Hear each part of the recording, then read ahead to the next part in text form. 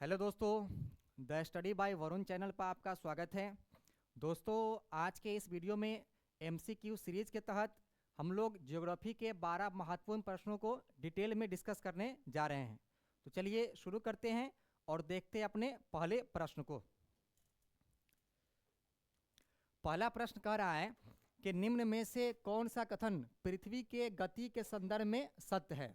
ठीक है, इस पे जो दो कथन दिया गया है, इसमें से कौन सा कथन जो है पृथ्वी के जो गति है, पृथ्वी का जो रोटेशन है, उसके संदर्भ में क्या है, सही है, उसके बारे में पूछा जा रहा है। ठीक है, तो पहला ऑप्शन कह रहा है पृथ्वी के अपनी धुरी पर पश्चिम से पूर्व घूर्णन के कारण मौसम परिवर्तन होता है। ठीक है, पृथ्वी की अपनी धुरी पर पश्चिम से पूर्व घूर्णन के कारण मौसम परिवर्तन होता है। और दूसरा ऑप्शन कह रहा है कि पृथ्वी का सूर्य के चारों ओर चक्कर लगाने के कारण धरती पर रात व दिन घटित होते हैं। अब इनमें से बताना है कि ये दोनों कथन जो है, दोनों स्टेटमेंट सही है या गलत। ठीक है, तो चलिए देखते हैं कि दोनों में से कौन सही है या कौन गलत है, या दोनों सही है या दोनों गलत हैं। पृथ्वी के घूर्णन की हम लोग बात करें या पृथ्वी के रोटेशन की बात करें, पृथ्वी की जो गतियां है उसकी बात करें, तो ये पृथ्वी की दो प्रकार की गतियां होती है।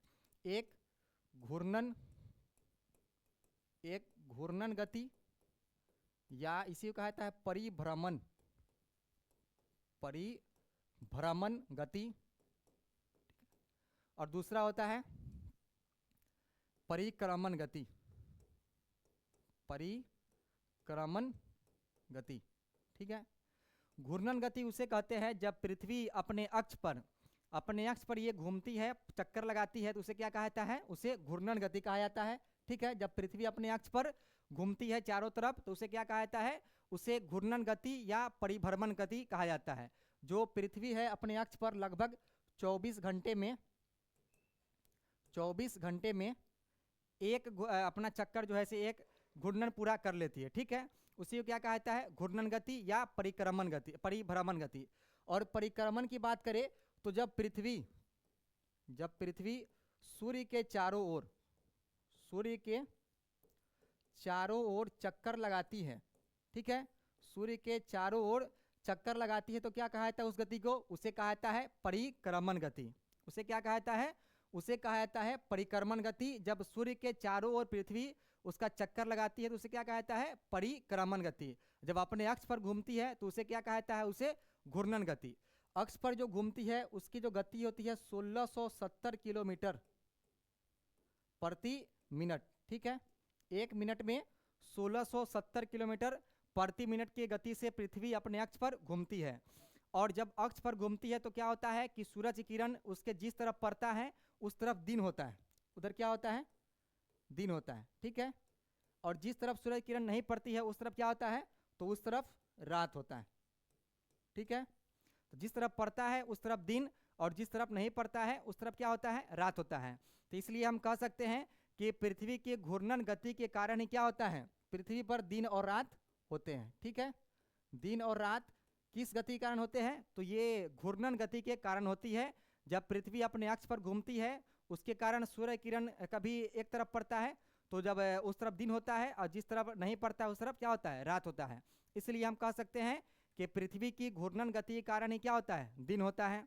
और जब पृथ्वी सूर्य के चारों ओर, जब पृथ्वी सूर्य के चारों ओर घूमती है,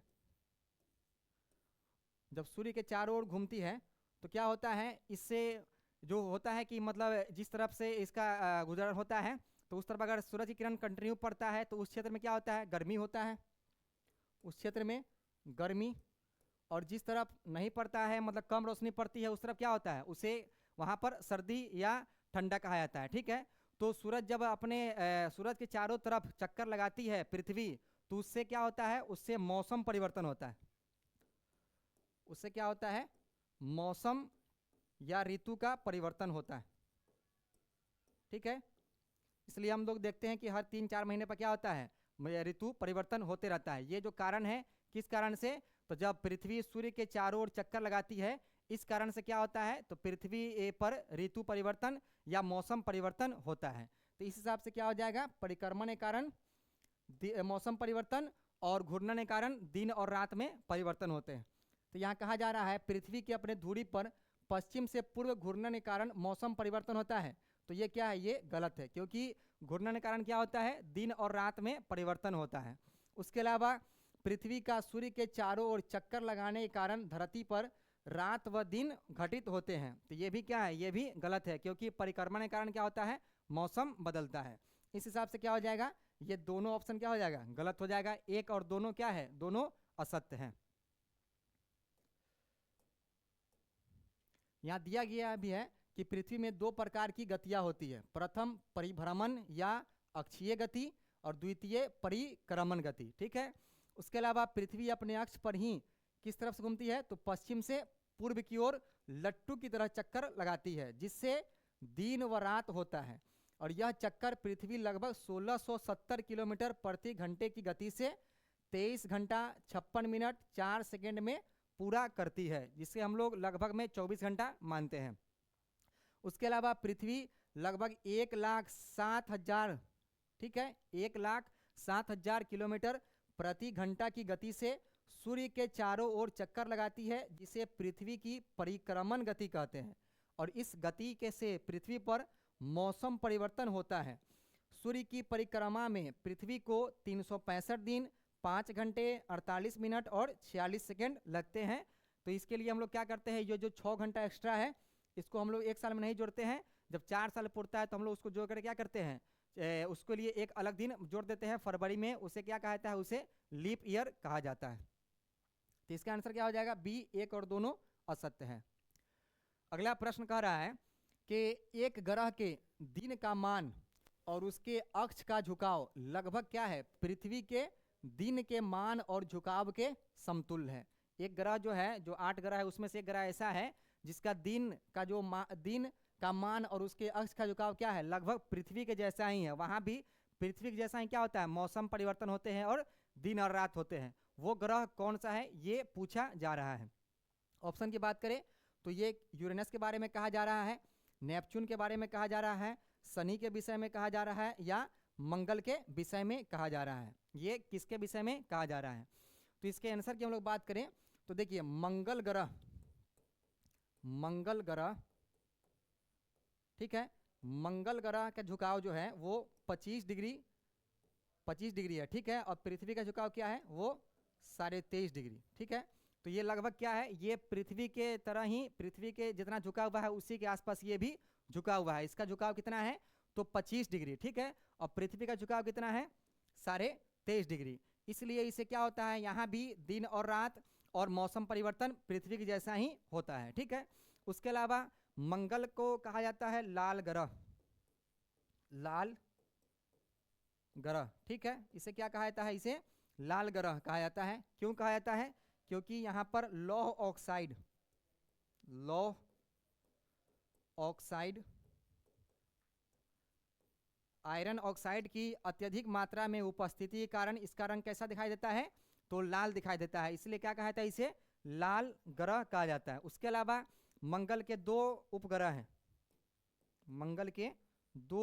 हैं, एक फोबोस और दूसरा डिमोस। फोबोस और दूसरा क्या है, डिमोस। अब पृथ्वी का एक जो एकमात्र प्राकृतिक उपग्रह है वो क्या है, चंद्रमा। और मंगल का जो प्राकृतिक उपग्रह है 2, फोबोस और दूसरा डिमोस। और डिमोस की बात करें तो ये पृथ्वी सौर मंडल का सबसे छोटा उपग्रह है। ये क्या है, सौर मंडल का सबसे छोटा उपग्रह, सौर मंडल का सबसे छोटा उपग्रह है, ठीक है। इसके 2 उपग्रह फोबोस और डिमोस, और डिमोस भी क्या है, वो सौर मंडल का सबसे छोटा उपग्रह है। उसके अलावा मंगल को क्या कहा जाता है, तो इसे लाल ग्रह भी कहा जाता है। और इसका झुकाव कितना है, तो ये 25 डिग्री झुका हुआ है, इसलिए यहाँ का दिन का मान और मौसम परिवर्तन पृथ्वी के जैसा ही होता है। उसके अलावा बात करें शनि, तो शनि की बात करें तो इसके चारों तरफ क्या होते हैं, ये छल्ले होते हैं। उसके अलावा यूरेनस, अरुण और ये वरुण है, जो इसे पार्थिव ग्रह या बाह्य ग्रह, इसे बाह्य ग्रह कहा जाता है या जोवियन ग्रह कहा जाता है। यही है सूरज, ठीक है। सबसे नज़दीक जो ग्रह है वो क्या है, वो है मरकरी बुध। उसके बाद शुक्र, उसके बाद ये पृथ्वी और ये मंगल। ठीक है, इसे कहा जाता है पार्थिव ग्रह, पार्थिव ग्रह या आंतरिक ग्रह। और ये जो है यहाँ पर जुपिटर, बृहस्पति, उसके अलावा शनि और ये यूरेनस और ये नेपच्यून, इसे कहा जाता है जोवियन ग्रह, जोवियन ग्रह या बाह्य ग्रह। ठीक है, उसके अलावा ये जो इन चारों का जो निर्माण है ये ठोस पदार्थों से हुआ है और इनका जो निर्माण है वो गैसों से हुआ है। ठीक है, अब मरकरी क्या है, सूरज के सबसे नज़दीक है, तो इसलिए क्या होता है ये सबसे जल्दी ही सूरज का चक्कर लगा लेती है, परिक्रमण कर लेता है। उसके बाद इसे जो शुक्र है, उसके बाद पृथ्वी, उसके बाद मार्स और ये जुपिटर, तब सेटर्न, यूरेनस और नेपच्यून। ठीक है, और जो ये शुक्र है, शुक्र को कहा जाता है पृथ्वी का जुड़वा ग्रह या भग्नी ग्रह, शुभ का तारा या शाम का तारा। ठीक है, और यही जो मार्स है, मंगल और ये जुपिटर, बृहस्पति के बीच ही जो पट्टी छोटी छोटी इसमें जो पाया जाता है उसे कहा जाता है क्षुद्र ग्रह, क्षुद्र ग्रह। इसकी उपस्थिति कहाँ है, तो ये मंगल और बृहस्पति के बीच स्थित है। यह दिया गया है कि मंगल ग्रह में पृथ्वी के समान ही 2 ध्रुव है। ठीक है, यह अपनी अक्ष पर लगभग 25 डिग्री के कोण पर झुका है, जिसकी वजह से यहाँ पृथ्वी की ही तरह ऋतु परिवर्तन होता है और मंगल ग्रह पर पृथ्वी के समान ही लगभग समान अवधि के दिन और रात होते हैं। फोबोस तथा डीमोस मंगल के क्या है, 2 उपग्रह है तथा डीमोस सौर मंडल का सबसे छोटा उपग्रह है। ठीक है, अगला प्रश्न कह रहा है कि निम्नलिखित में से कहां से मकर रेखा नहीं गुजरती है। ये जो 4 ऑप्शन है, देशों का क्रम दिया गया है, इसमें कौन सा देश है जिससे मकर रेखा होकर के मकर रेखा नहीं गुजरती है। तो इसका ऑप्शन है पहला अर्जेंटीना, दूसरा ऑस्ट्रेलिया, तीसरा न्यूजीलैंड और चौथा मेडागास्कर। अब इनमें से बताना है कि इनमें से कौन से देश ऐसे हैं जिनसे होकर के मकर रेखा नहीं गुजरती है। तो मकर रेखा की हम लोग बात करें, मकर रेखा तो ये 23.5 डिग्री दक्षिणी अक्षांश रेखा है। ठीक है, ये क्या है, 23.5 डिग्री दक्षिणी अक्षांश रेखा। और 23.5 डिग्री उत्तरी अक्षांश रेखा को क्या कहा जाता है, तो उसे कर्क रेखा कहा जाता है, ट्रॉपिक ऑफ कैंसर। और ये क्या है, ये ट्रॉपिक ऑफ कैप्रिकॉर्न। और ये कितना डिग्री है, तो 23.5 डिग्री दक्षिणी अक्षांश पर स्थित है। और यहीं से क्या होता है, यहाँ पर आने के बाद सूरज वापस किधर जाता है, तो सूरज वापस क्या जाता है, विषुवत रेखा की तरफ जाता है। और ये जो है सूरज की लंबवत किरणों की सीमा रेखा है दक्षिणी गोलार्ध में। कहाँ पर, तो दक्षिणी गोलार्ध में जो सूरज की जो लंबवत किरणों की जो सीमा रेखा है जहाँ तक पड़ने की, वो रेखा कौन सी है, तो वो है मकर रेखा। ठीक है, वो कितना है, तो 23.5 डिग्री दक्षिणी अक्षांश। ठीक है, और इसके बारे में पूछा जा रहा है कि ये कहाँ से होकर नहीं गुजरती है, अर्जेंटीना, ऑस्ट्रेलिया, न्यूजीलैंड और मेडागास्कर। ठीक है, तो हम लोग देखते हैं कि कहाँ कहाँ से ये गुजरती है 23.5 डिग्री दक्षिणी अक्षांश या मकर रेखा। यही है 23.5 डिग्री दक्षिणी अक्षांश या मकर रेखा। ठीक है, इसके क्रम की बात करें तो देखिएगा यहाँ पर ये एक देश है दक्षिणी अमेरिका का जिसका नाम है चिली। ठीक है, इसकी राजधानी सेंटियागो। उसके बाद में अर्जेंटीना, दक्षिणी अमेरिका का ही देश। उसके बाद यहाँ पर ये जो देश है पैराग्वे, उसके अलावा ब्राज़ील, उसके बाद नामीबिया, बोत्सवाना, साउथ अफ्रीका, उसके अलावा मेडागास्कर और ऑस्ट्रेलिया। इन देशों से होकर क्या होता है, मकर रेखा गुजरती है। तो देखते हैं ऑप्शन में अर्जेंटीना से गुजर रहा है। ठीक है, उसके अलावा ऑस्ट्रेलिया से क्या है, ये गुजर रहा है। ये मेडागास्कर से भी क्या हो रहा है, ये गुजर रहा है, लेकिन ये न्यूजीलैंड से होकर के नहीं गुजर रहा है। तो इसका आंसर क्या हो जाएगा, न्यूजीलैंड, क्योंकि इससे होकर के मकर रेखा नहीं गुजरती है। न्यूजीलैंड क्या है, ये प्रशांत महासागर में स्थित एक द्वीपीय देश है जो ऑस्ट्रेलिया के नीचे स्थित है। ठीक है, उसके अलावा अर्जेंटीना की बात करें तो ये कहाँ है, तो ये दक्षिणी अमेरिका में स्थित है। ठीक है, उसके अलावा ऑस्ट्रेलिया, ऑस्ट्रेलिया को जो मकर रेखा है, मकर रेखा ऑस्ट्रेलिया को 2 भागों में बांटती है, 2 भागों में बांटती है। कौन, मकर रेखा। ये ऑस्ट्रेलिया के बीचों बीच से होकर के गुजरती है और ऑस्ट्रेलिया के 2 भागों में बांटती है। ठीक है, उसके अलावा मेडागास्कर की बात करें तो ये विश्व का चौथा सबसे बड़ा द्वीप है, चौथा सबसे बड़ा द्वीप है, ठीक है। और ये स्थित कहाँ है, तो ये हिंद महासागर में स्थित है। और ये पड़ता किस कॉन्टिनेंट में है, तो ये अफ्रीका महादेश में स्थित है, ठीक है। यहाँ पर इसी जगह है, यहाँ पर ये मेडागास्कर, ठीक है। ये मेडागास्कर कहाँ है, तो ये हिंद महासागर है, हिंद महासागर। और ये अफ्रीका महादेश, और ये मेडागास्कर भाग है किस कॉन्टिनेंट का, तो ये अफ्रीका कॉन्टिनेंट का भाग है, ठीक है। और स्थित कहाँ है, तो ये हिंद महासागर में स्थित है। और विश्व का ये चौथा सबसे बड़ा क्या कहता है, द्वीप है, ठीक है। यहाँ दिया गया है कि मकर रेखा पृथ्वी पर भूमध्य रेखा या विषुवत रेखा 0 डिग्री अक्षांश के समानांतर एक काल्पनिक रेखा है, ठीक है, जिसकी स्थिति भूमध्य रेखा से कहाँ है, तो 23.5 डिग्री दक्षिण में है, ठीक है। मकर रेखा 2 महाद्वीपों के 10 देशों से होकर गुजरती है। उसके अलावा दक्षिणी अमेरिका में चिली, अर्जेंटीना, पैराग्वे और ब्राज़ील से, जो दक्षिण अमेरिका के जो 4 देश है, चिली, अर्जेंटीना, ब्राज़ील और क्या नाम है इसका, पैराग्वे, ठीक है, इससे होकर गुजरती है। और ब्राज़ील एक ऐसा देश है विश्व का जिससे होकर के 2 रेखाएं, जो काल्पनिक रेखा है विषुवत रेखा और मकर रेखा, दोनों ब्राज़ील से होकर के गुजरती है, ठीक है। तो दक्षिण अमेरिका के 4 देश, अफ्रीका महाद्वीप की बात करें तो इसके नामीबिया, बोत्सवाना और दक्षिणी अफ्रीका तथा मोजाम्बिक और मेडागास्कर से होकर ये गुजरती है, ठीक है। उसके अलावा ऑस्ट्रेलिया महाद्वीप से होकर ये क्या होती है, ऑस्ट्रेलिया से होकर के ये गुजरती है। तो इसका आंसर क्या हो जाएगा, न्यूजीलैंड, न्यूजीलैंड से होकर ये रेखा नहीं गुजरती। अगला चौथा प्रश्न कह रहा है कि निम्न एक विमान 30 डिग्री उत्तरी अक्षांश तथा 50 डिग्री पूर्वी देशांतर से उड़ान भरता है और पृथ्वी पर क्या होता है, ये विपरीत सिरे पर, जहाँ से ये उड़ा उसी के जस्ट पीछे ये उतरता है।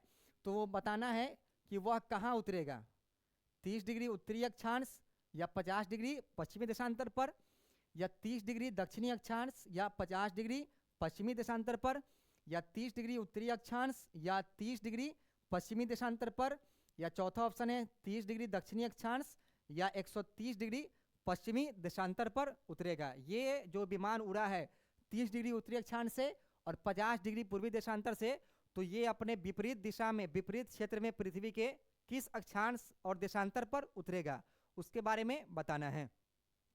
तो देखिए इसका सबसे आसान ये है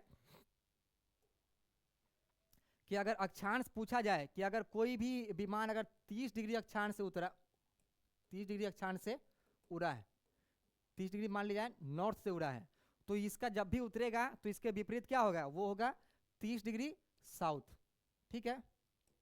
कौन सा अक्षांश, 30 डिग्री साउथ। जब भी उड़े, कोई भी विमान उड़े 50 डिग्री अक्षांश से उड़े या 60 डिग्री से उड़े या 20 डिग्री से उड़े, तो उत्तरी से उड़ेगा तो दक्षिणी पर, और दक्षिणी से उड़ेगा तो क्या होगा, उत्तरी अक्षांश पर उतरेगा, ठीक है।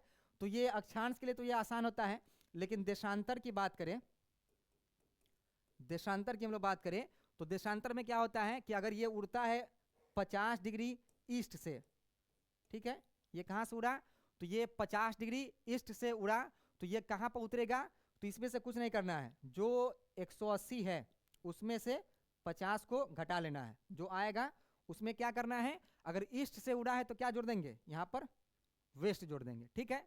अगर नॉर्थ अक्षांश से 30 से उड़ा है तो क्या गिरेगा, तो 30 डिग्री दक्षिणी पर अक्षांश पर, उसका जस्ट उल्टा सिर्फ क्या करना है, डायरेक्शन को चेंज कर देना है। लेकिन अगर देशांतर की बात करें कि 40 डिग्री ईस्ट से उड़ा और ये कहाँ विपरीत दिशा में उतरेगा, तो कुछ नहीं करना है, 180 में से क्या करना है, 40 घटा देना है, और जो आएगा उसमें क्या करना है, उसमें करना है कि उसको वेस्ट जोड़ देना है, ठीक है, उसके डायरेक्शन को क्या करना है, बदल देना है।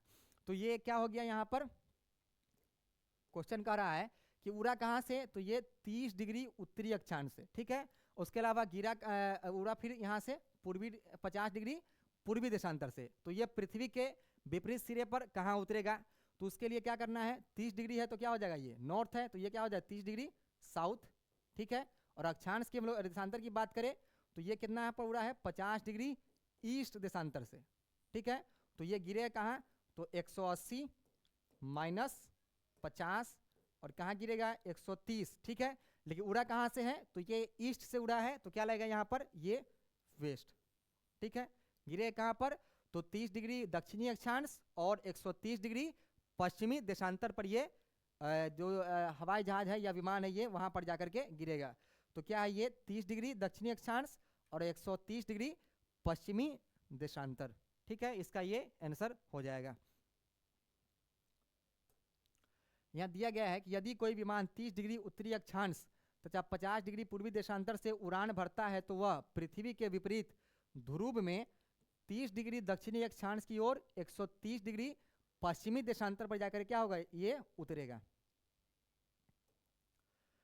अगला प्रश्न कह रहा है कि निम्नलिखित में से कौन चीन की सीमावर्ती नहीं है।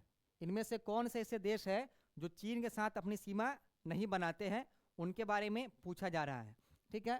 पहला रूस, दूसरा पाकिस्तान, तीसरा मंगोलिया और चौथा बुल्गारिया।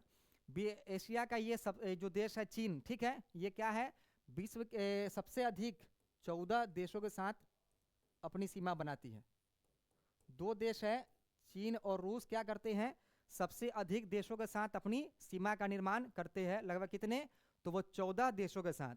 उनमें से पूछा जा रहा है कि चीन के जो सीमावर्ती है, चीन के साथ कौन ऐसे देश है इन चारों में से जो अपनी सीमा साझा नहीं करते हैं, उनके बारे में ये पूछा जा रहा है, ठीक है। तो हम लोग देखते हैं कि चीन के साथ कौन कौन से देश अपनी सीमा साझा करती है। ये है चीन, ठीक है, ये है चीन। और इसके साथ जो सीमा साझा करने वाला देश है, तो सबसे पहले देखिए यहाँ पर ये मंगोलिया, उसके अलावा यहाँ रूस, उसके अलावा यहाँ नॉर्थ कोरिया, उसके बाद देखिएगा नीचे में तो यहाँ आपको मिल जाएगा वियतनाम, लाओस, उसके अलावा यहाँ पर म्यांमार, यहाँ पर देखिएगा तो यहाँ पर भूटान, उसके अलावा नेपाल, उसके अलावा भारत, पाकिस्तान, अफगानिस्तान और उसके बाद तजाकिस्तान, किर्गिस्तान, उसके बाद में कजाकिस्तान। ये सब देश क्या करते हैं, ये सब जो है से चीन के साथ अपनी सीमा बनाते हैं, ठीक है। चीन के साथ इनकी बाउंड्री लगती है। तो हम लोगों ने किसको देखा, तो रूस के साथ लगती है, उसके अलावा पाकिस्तान के साथ लगती है, मंगोलिया के साथ लगती है, उसके अलावा ये जो बुल्गारिया है इसके साथ चीन की सीमा नहीं लगती, क्योंकि ये क्या है, एक यूरोपीय देश है। ये एक यूरोपीय देश है, यूरोप महादेश में स्थित एक छोटा सा ये देश है, ठीक है। जिसकी राजधानी कहाँ है, तो इसकी राजधानी है सोफिया, इसकी राजधानी है सोफिया, ठीक है। ये कहाँ पर स्थित है, तो ये यूरोप महादेश में स्थित है। उसके अलावा रूस की बात करें तो ये एक ऐसा देश है जो क्या है, दो महादेश में फैला हुआ है, एक एशिया और दूसरा यूरोप में, और ये दोनों महादेश का सबसे बड़ा देश है और ये विश्व का सबसे बड़ा देश भी है, ठीक है। इसकी राजधानी कहाँ है, तो ये है मॉस्को, जो कहाँ पर स्थित है, तो ये इसके यूरोप वाले भाग में स्थित है। उसके अलावा पाकिस्तान की बात करें तो ये क्या है, ये भी एशिया का एक देश है और भारत और चीन का पड़ोसी देश है। उसके अलावा बात करें इसकी राजधानी तो इस्लामाबाद, इस्लामाबाद, ठीक है। मंगोलिया की बात करें तो ये दुनिया का सबसे बड़ा लैंडलॉक देश है, जिसका नाम क्या, राजधानी क्या है, उलेन बटोर, ठीक है। ये कहाँ इसकी राजधानी है, तो ये है उलेन बटोर। यहाँ दिया गया है कि 1 अक्टूबर 1949 को जनवादी गणतंत्र चीन की स्थापना की गई। इसकी स्थापना, चीन की स्थापना कब हुई, तो 1 अक्टूबर 1949 को, ठीक है। वर्तमान में यह जनसंख्या की दृष्टि से द्वितीय एवं क्षेत्रफल की दृष्टि से विश्व में चौथा स्थान रखता है और एशिया के पूर्वी भाग में स्थित चीन की सीमा कितने देश से लगती है, तो ये 14 देशों से लगती है, जिनके नाम इस प्रकार हैं, उत्तरी कोरिया, रूस, Mongolia, Kyrgyzstan, Kazakhstan, Tajikistan, Afghanistan, Bharat, Pakistan, Nepal, Bhutan, Myanmar, Laos तथा वियतनाम से इसकी सीमा लगती है।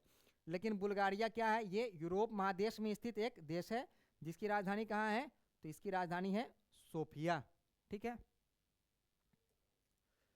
अगला प्रश्न कह रहा है छठा कि कांगो जो एक देश है वो कहाँ स्थित है, वो किस महादेश में स्थित है? अफ्रीका में स्थित है, एशिया में स्थित है, या यूरोप में स्थित है, या उत्तरी अमेरिका में स्थित है। ठीक है, इसके बारे में हमको बताना है कि ये जो देश है कांगो, ये किस महादेश में स्थित है। ठीक है, तो कांगो की बात करें तो इसका नाम पहले जायरे था, जायरे। ठीक है, और इसकी राजधानी क्या है? ब्राजीविले, ब्राजीविले। ठीक है, और ये स्थित कहाँ है? तो ये अफ्रीका महादेश में स्थित है। ये कहाँ स्थित है? तो ये अफ्रीका महादेश में स्थित है। ठीक है, ये अफ्रीका महादेश में स्थित है। और ये जो ब्राज़ाविले है ये किस नदी के किनारे स्थित है? तो ये कांगो नदी के किनारे स्थित है, कांगो या जायरे नदी के किनारे स्थित है। ये क्या करती है? तो ये विषुवत रेखा को,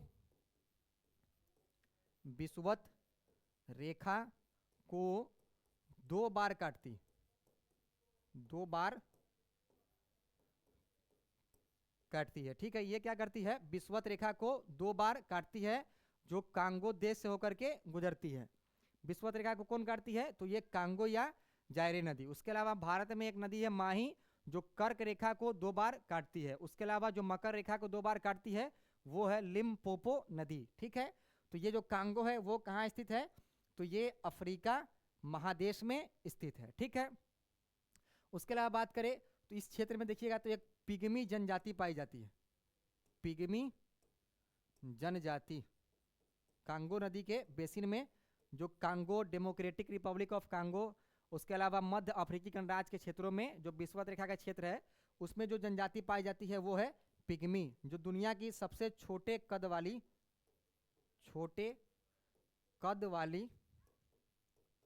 जनजाति है। ये क्या है? दुनिया की सबसे छोटे कद वाली जनजाति। ठीक है, कौन है? वो है पिग्मी। तो इसका आंसर क्या हो जाएगा? ये हो जाएगा इसका आंसर अफ्रीका। ठीक है, इसकी स्थिति देख लेते हैं। तो ये है अफ्रीका महादेश का मैप।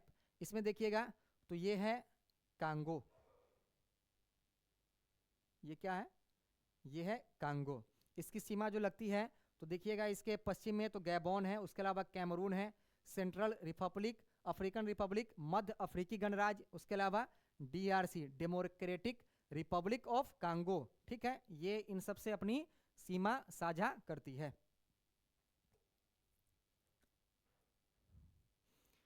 सातवां प्रश्न कह रहा है कि उत्तरी अमेरिका का कौन सा देश राजनीतिक दृष्टि के रूप से यूरोप का एक भाग है। ठीक है, ये क्या है? राजनीतिक दृष्टि से क्या है?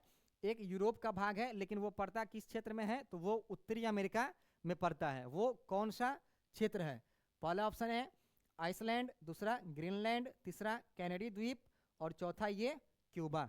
ठीक है, इनमें से बताना है कि कौन सा देश है जो देखा जाए तो भौगोलिक रूप से उत्तरी अमेरिका महादेश का भाग है, लेकिन उस पर जो राजनीतिक अधिकार है वो किसका है?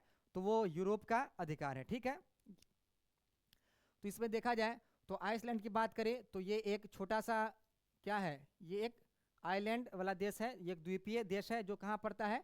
तो ये यूरोप में, यूरोप महादेश का ये भाग है। ठीक है, उसके अलावा बात करें ग्रीनलैंड, तो ग्रीनलैंड की बात करें तो ये क्या है? विश्व का सबसे बड़ा द्वीप, विश्व का सबसे बड़ा द्वीप है। ठीक है, ये क्या है? तो ये विश्व का सबसे बड़ा द्वीप है।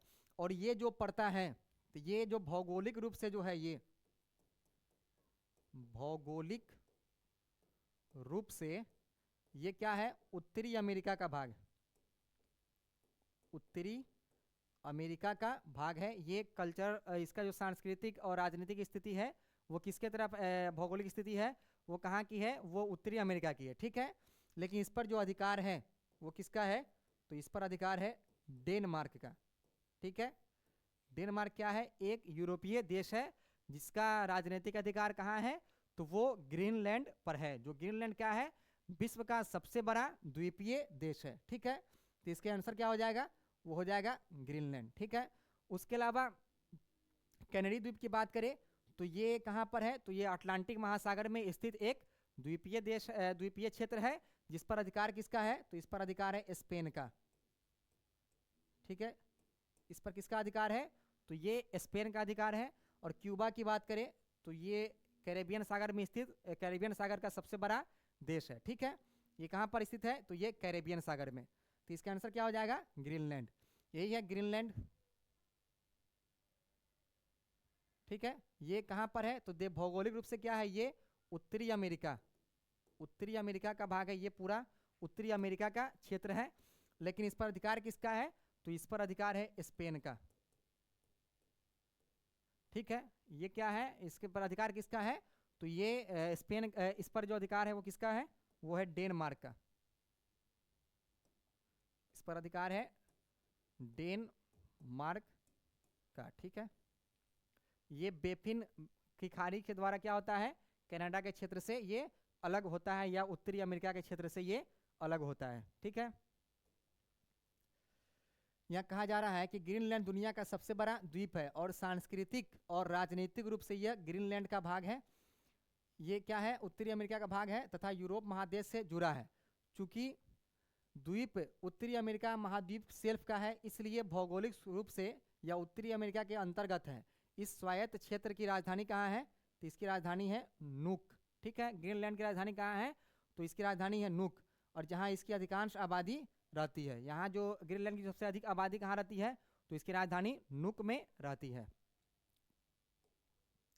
अगला प्रश्न कह रहा है कि किस महाद्वीप में देशों की संख्या सर्वाधिक है, एशिया, अफ्रीका, यूरोप या दक्षिणी अमेरिका। ठीक है, किस महाद्वीप में जो देशों की संख्या है वो सबसे अधिक है, एशिया में, अफ्रीका में, या यूरोप में, या दक्षिणी अमेरिका में। ठीक है, तो एशिया की बात करें तो ये क्या है, विश्व का सबसे बड़ा महादेश है। उसके अलावा अफ्रीका क्षेत्रफल की दृष्टि से दूसरा सबसे बड़ा महादेश है। उसके बाद देखिएगा तो यूरोप की बात करें तो ये दक्षिण अमेरिका की बात करें तो ये चौथा सबसे बड़ा क्षेत्रफल की दृष्टि से क्या है, ये महादेश है। ठीक है, इसमें जो सबसे अधिक देश की बात करें तो सबसे अधिक देश 54 जो है वो किसके पास है, वो है अफ्रीका महादेश में, ये 54 देश स्थित है। उसके अलावा एशिया की बात करें तो 48 देश इसमें स्थित है।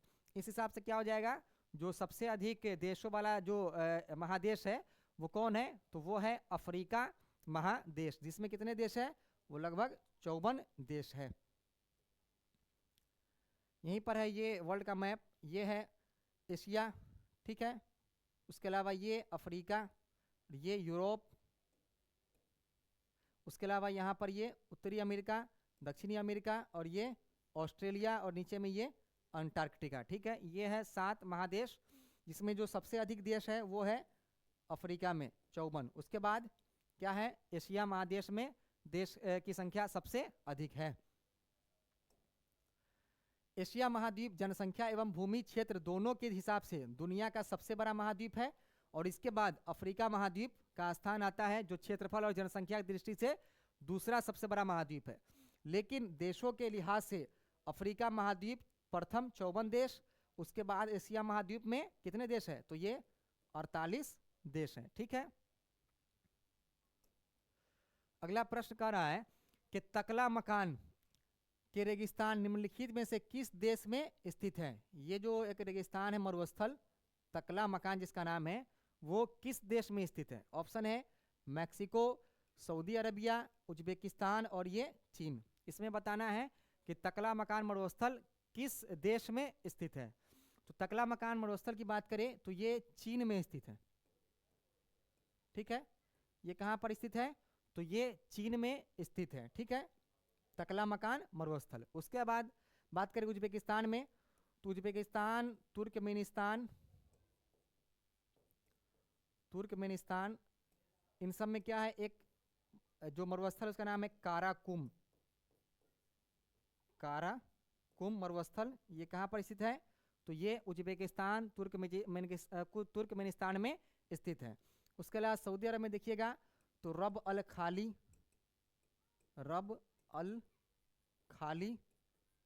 रब अल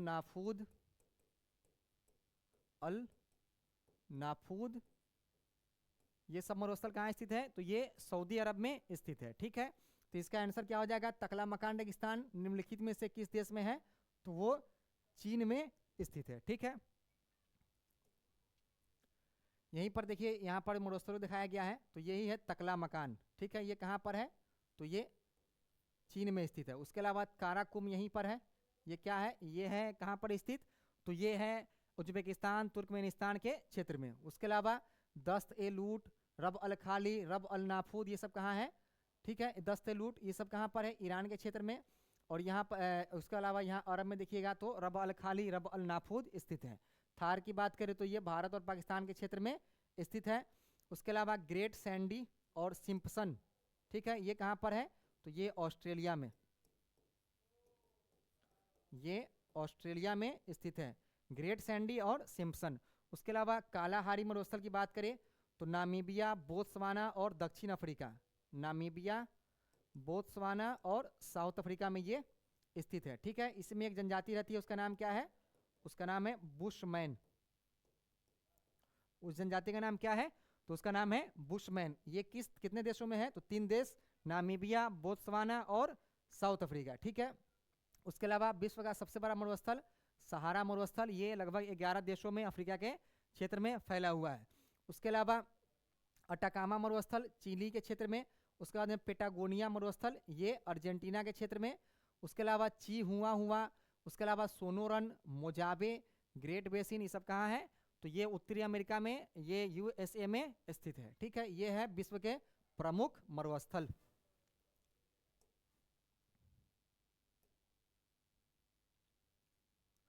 तकलामकान नामक रेगिस्तान एशिया महाद्वीप में चीन के उत्तर पश्चिम क्षेत्र में स्थित है। और यह दक्षिण में कुनलुन पर्वत, पश्चिम में एवं उत्तर में पामीर पर्वत और तियान शियान तथा पूर्व में गोबीर मरुस्थल से क्या है, ये घिरा हुआ है तकलामकान मरुस्थल। अगला प्रश्न कह रहा है 10वां कि निम्नलिखित में नदियों में से किसका अपवाह क्षेत्र सर्वाधिक है।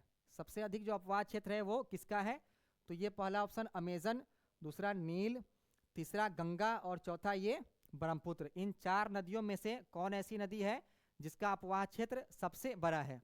अपवाह क्षेत्र की बात करें तो कोई नदी अगर इस तरह से बह रही है तो इसमें जो जिस तरफ से पानी आता है, ठीक है, इसमें मिलता है, सबसे जो मिलता है उसी को क्या कहता है, अपवाह क्षेत्र या अपवाह बेसिन।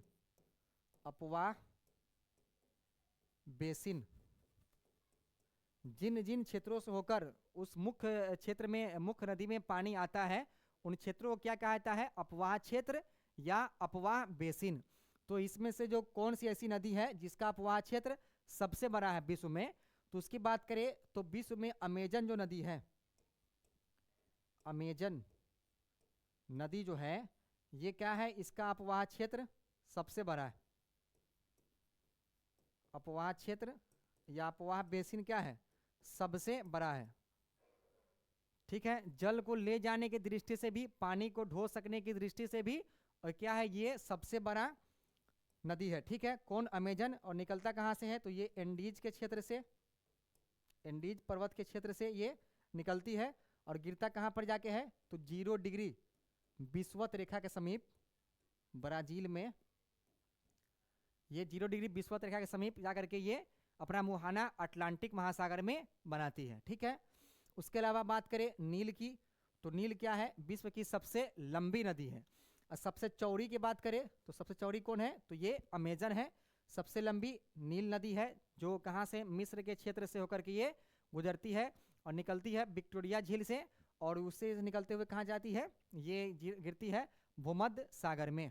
ठीक है, उसके अलावा गंगा की बात करें तो ये भारत में बहती है, और ब्रह्मपुत्र ये तिब्बत से निकल करके भारत होते हुए बांग्लादेश में जाकर के, बांग्लादेश से होकर के ये बंगाल खाड़ी में अपना मुहाना बनाती है। यही है विश्व के प्रमुख नदियाँ। ठीक है, येलो नदी की बात करें तो ये कहाँ पर है, तो ये चीन में है। यांगत्जी की बात करें तो एशिया की सबसे लंबी नदी, ये कहाँ पर है, चीन। मेकांग की बात करें तो ये तिब्बत से निकलती है और म्यांमार, उसके अलावा लाओस, वियतनाम के क्षेत्रों से होकर ये गुजरती है। उसके अलावा ये गंगा भारत से।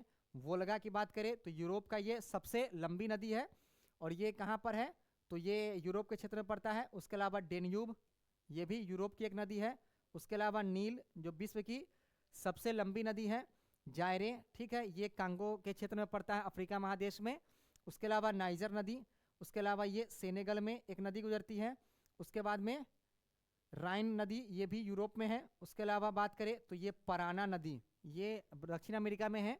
उसके अलावा ये अमेजन नदी, ये कहाँ पर है, ये दक्षिणी अमेरिका में। उसके अलावा ये मिसिसिपी और मिसौरी नदी, ये कनाडा के क्षेत्र से होकर बहती है।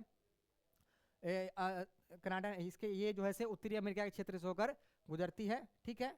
ये सब विश्व के प्रमुख नदियां हैं।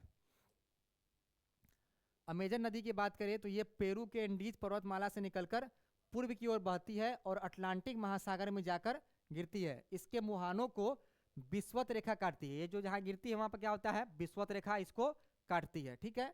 अमेजन नदी अपवाह क्षेत्र व जल आयतन की दृष्टि से विश्व की सबसे बड़ी व दूसरी सबसे लंबी नदी है, ठीक है। आयतन और अपवाह क्षेत्र के हिसाब से सबसे बड़ी, लेकिन लंबाई के हिसाब से क्या है, ये दूसरी सबसे लंबी नदी है।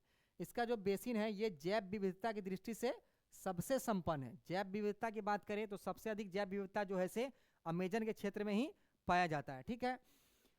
इसके क्षेत्र में पाए जाने वाले वनों को क्या कहा जाता है, इसके जो वन है इस क्षेत्र में इसे कहा जाता है सिल्वास वन, ठीक है, जिसे पृथ्वी का फेफड़ा भी कहा जाता है।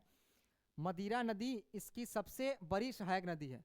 निग्रो और अमेजन नदियों के संगम पर मनोस शहर स्थित है। एक शहर है जो ब्राजील का, वो क्या है, निग्रो और अमेजन नदी के संगम पर मनोस शहर स्थित है, जो रबर संग्रह केंद्र के रूप में जाना जाता है, जहां पर रबर का सबसे अधिक उत्पादन किया जाता है। अगला 11वां प्रश्न कह रहा है कि संयुक्त राज्य अमेरिका की बृहद झीलों के पूर्व से पश्चिम की ओर सही क्रम बताइए। जो ये ग्रेट लेक्स है जिसे महान झील कहा जाता है, 5 झीलों का एक क्रम है जो उत्तरी अमेरिका के क्षेत्र में स्थित है, अमेरिका और कनाडा की सीमा पर, ठीक है। उनके बारे में कहा जा रहा है कि इनका पूर्व से पश्चिम की तरफ क्रम बताइए। पहला ऑप्शन है ह्यूरॉन, मिशिगन, ओंटेरियो, सुपीरियर और ईरी। दूसरा सुपीरियर, ओंटेरियो, ईरी, मिशिगन और ह्यूरॉन। तीसरा ओंटेरियो, ईरी, ह्यूरॉन, मिशिगन और सुपीरियर। और चौथा है ईरी, ह्यूरॉन, मिशिगन, ओंटेरियो या सुपीरियर। इनके बारे में देखना इनका क्रम क्या है। तो इनके क्रम की हम लोग बात करें तो देखिएगा, अगर पूरब से देखेंगे इस तरफ से तो सबसे पहले एक नदी झील है, इसका नाम क्या है, ओंटेरियो, ठीक है। ये कौन झील है, ओंटेरियो। और इसी से क्या होता है, सेंट लॉरेंस नदी, सेंट लॉरेंस नदी का उद्गम होता है, ठीक है। कहाँ से, तो ये लेक ओंटेरियो से, ओंटेरियो झील से। इसी के पास क्या है, किंगस्टन जो शहर है कनाडा का वो स्थित है, ठीक है। उसके अलावा बोफेलो एक शहर है इसका, वो भी कहाँ पर स्थित है, वो ओंटेरियो झील के पास। उसके अलावा ओंटेरियो के पास ही क्या है, टोरंटो, कनाडा का एक शहर जो है टोरंटो भी कहाँ पर स्थित है, तो ये लेक ओंटेरियो या ओंटेरियो झील के पास। उसके बाद देखिएगा तो यहाँ पर एक झील है जिसका नाम है लेक ईरी, ईरी झील, ईरी झील, ठीक है। ये क्या है, ये है ईरी झील। यहीं पर क्या है, अमेरिका का शहर डिट्रॉयट स्थित है, डिट्रॉयट, जहां पर ये ऑटोमोबाइल के लिए प्रसिद्ध है, ऑटो मोबाइल के लिए ये प्रसिद्ध है, ठीक है। ये क्या है, डिट्रॉयट शहर कहाँ स्थित है, तो ये ईरी झील के पास स्थित है, ठीक है। उसके बाद बात करें तो यहाँ पर देखिएगा तो ये है ह्यूरॉन, ठीक है। ये क्या है, ह्यूरॉन झील, ठीक है। ये भी अमेरिका और कनाडा की सीमा पर स्थित है।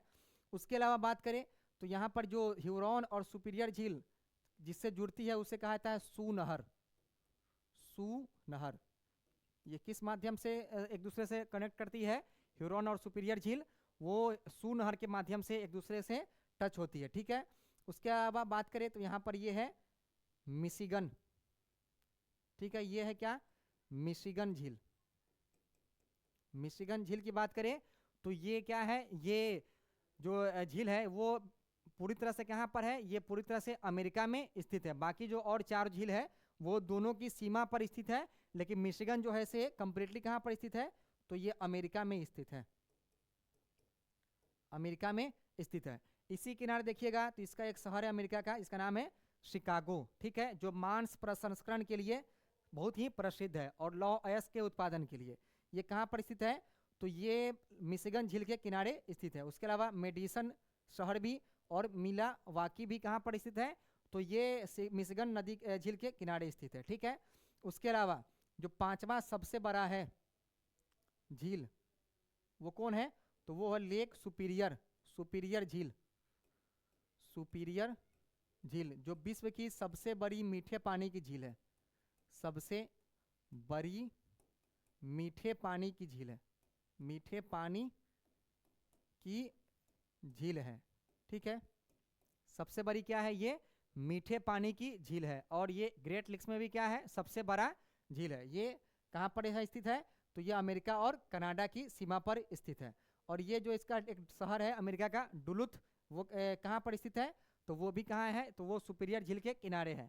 और सुपीरियर झील जो है किसके लिए प्रसिद्ध है, तो लौह अयस्क के उत्पादन के लिए, लौह अयस्क के उत्पादन के लिए क्या है, ये बहुत ही प्रसिद्ध है। ठीक है, तो कौन कौन से हो गए, तो सुपीरियर झील, मिशिगन झील, ह्यूरॉन झील, उसके अलावा ईरी झील और ओंटेरियो झील। ओंटेरियो झील से क्या होता है, ये निकलता है कौन नदी, तो सेंट लॉरेंस नदी का उद्गम होता है। ठीक है, तो ये इनका क्रम हो गया। पश्चिम से पूछा जाए तो सुपीरियर, मिशिगन, ह्यूरॉन, ईरी और ओंटेरियो। अगर पूरब से पूछा जाए तो ओंटेरियो, ईरी, ह्यूरॉन, मिशिगन और सुपीरियर। और पूछा जाए कि सुपीरियर झील और ह्यूरॉन झील किसके जरिए जुड़ती है एक साथ, तो वो शू नहर के माध्यम से जुड़ती है। उसके अलावा अगर पूछा जाए कि कौन ऐसी झील है इनमें से जो 5 महान झीलों में से उनमें जो सिर्फ अमेरिका में ही स्थित है, तो वो कौन हो जाएगा, तो वो हो जाएगा वो मिशिगन झील हो जाएगा। ठीक है, तो इसका आंसर की हम लोग बात करें तो ये पूर्व से पश्चिम पूछ रहा है, तो पूर्व की बात करें तो पहले क्या हो जाएगा, ओंटेरियो, ईरी, ह्यूरॉन, सुपीरियर और ये क्या हो जाएगा, ये मिशिगन और सुपीरियर। इसका आंसर हो जाएगा सी। ठीक है, यहाँ दिया गया है कि संयुक्त राज्य अमेरिका की बृहद झीलों का एक पूर्व से पश्चिम की ओर सही क्रम Ontario, eerie, Huron, Michigan, superior है। उल्लेखनीय है कि ये झीलें अपने परिवहन और औद्योगिक महत्व के लिए विश्वविख्यात है। और सुपीरियर, ह्यूरॉन, ईरी एवं ओंटेरियो झीलें यूएसए और कनाडा की सीमा बनाती है। और सुपीरियर क्या है, विश्व की सबसे बड़ी मीठे पानी की झील है। अगला 12वां और आखिरी प्रश्न कह रहा है कि निम्नलिखित में से संयुक्त राज्य अमेरिका का सबसे उत्तर का राज्य कौन सा है। ठीक है, अमेरिका का जो है यूएसए का जो सबसे उत्तरी राज्य कौन सा है उसके बारे में पूछा जा रहा है। तो न्यूयॉर्क, हवाई द्वीप, अलास्का और ये वाशिंगटन। ठीक है, इनमें से बताना है कि अमेरिका का सबसे उत्तरी राज्य कौन सा है। अमेरिका की बात करें तो ये विश्व का क्या है, तीसरा क्षेत्रफल की दृष्टि से सबसे बड़ा देश है। ठीक है, क्षेत्रफल दृष्टि से क्या है, ये तीसरा सबसे बड़ा देश है। उसके अलावा बात करें इसकी राजधानी तो कहाँ है, वो है वाशिंगटन डीसी। ठीक है, अमेरिका की राजधानी कहाँ है, तो वाशिंगटन डीसी। और सबसे अधिक जनसंख्या वाला नगर अमेरिका का कौन है, तो वो है न्यूयॉर्क। ठीक है, वाशिंगटन और उसका न्यूयॉर्क। इसकी बात करें तो यहाँ पर अमेरिका में लगभग 50 राज्य हैं। कितने राज्य हैं, 50 राज्य। ठीक है, उनमें से जो 50वां राज्य है वो कौन है, वो हवाई द्वीप है, जो प्रशांत महासागर में स्थित एक द्वीप है। ठीक है, वो कहाँ पर है, क्या है, ये 50वां राज्य है अमेरिका का। उसके अलावा न्यूयॉर्क तो ही गया जो सबसे अधिक जनसंख्या वाला शहर है अमेरिका का। उसके अलावा बात करें तो ये जो अलास्का है, अलास्का ये अमेरिका का सबसे उत्तरी राज्य है और ये 49वां राज्य भी है। इसकी स्थापना 1959 ईस्वी में इसे क्या किया गया, एक राज्य बनाया गया। और ये क्या है, इसे 1867 ईस्वी में 1867 ईस्वी में इसे रूस से खरीदा गया था। अमेरिका के पास ये जो क्षेत्र है अलास्का ये नहीं था, ये किसके पास था, तो ये रूस के पास था। 1867 में वहाँ के सम्राट के द्वारा इसको क्या किया गया, अलास्का को अमेरिका के हाथों बेच दिया गया। ठीक है, तो ये क्या है, अलास्का सबसे उत्तरी राज्य, ये है अमेरिका के सभी जिलों को यहाँ दिया गया, राज्यों को दिया गया है। उसके अलावा जो ये है क्षेत्र, ये भी क्या है, ये अमेरिका का ही भाग है, ये है अलास्का। अलास्का जो बेरिंग जल संधि के द्वारा क्या होता है, रूस से अलग होता है। ठीक है, और ये पहले किसका भाग था, तो ये रूस का भाग था और इसे अमेरिका के द्वारा खरीदा गया है। जिस वक्त ये रूस का भाग था वहाँ पर इसमें कुछ नहीं पाया जाता था, मतलब उस वक्त उतनी खोज नहीं हुई थी। लेकिन जब ये अमेरिका के पास आ गया तो इसने क्या किया, यहाँ पर खोजा तो क्या मिला, यहाँ पेट्रोलियम, पेट्रोलियम और प्राकृतिक गैसों के भंडार, प्राकृतिक गैसों के भंडार यहाँ पर पाए गए। ठीक है, ठीक, ये पहले किसका भाग था, तो ये रूस का भाग था, और ये क्या है, अमेरिका का 49वां राज्य है। ठीक है, और यहाँ पर बात करें तो यहाँ पर देखिएगा इसका एक शहर है, उसमें 5 सालों तक करीब एक बिल्ली जो है यहाँ की मेयर थी। ठीक है, ये अलास्का है जो अमेरिका का ही पार्ट है। ठीक है, तो ये थे भूगोल से संबंधित 12 महत्वपूर्ण एमसीक्यू। आगे के वीडियो में भी हम लोग और भी महत्वपूर्ण एमसीक्यू को देखेंगे। बहुत बहुत शुक्रिया।